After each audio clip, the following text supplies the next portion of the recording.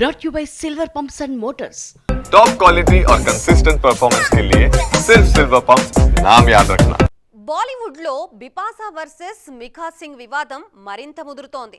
ఓ web series విషయంలో జరిగిన గొడవని మళ్లీ తెర మీదకి తీసుకొచ్చిన మిఖా సింగ్ బిపాసా గురించి సీరియస్ కామెంట్స్ చేశారు. ఆ కామెంట్స్ మీద ఇండైరెక్ట్ గా రియాక్ట్ అయ్యారు డస్కీ బ్యూటీ. ఈ జనరేషన్ కు పెద్దగా తెలియకపోయినా 2000లో సినిమాలు రెగ్యులర్ గా చూసిన వాళ్లకి బాగా పరిచయం ఉన్న బ్యూటీ బిపాసా బసు.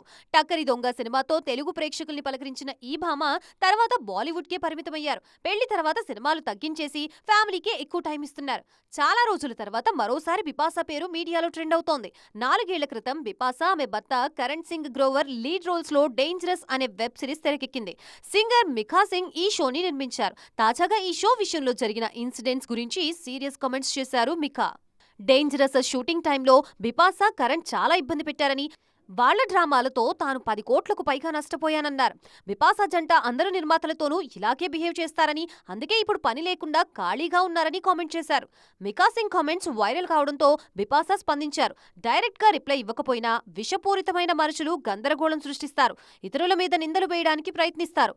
అలాంటి విషపూరితమైన మనుషులకి దూరంగా ఉండాలి అంటూ ఈ కామెంట్ బిపాసా మిఖా సింగ్ ని ఉద్దేశించే పెట్టారన్న టాక్ వినిపిస్తోంది.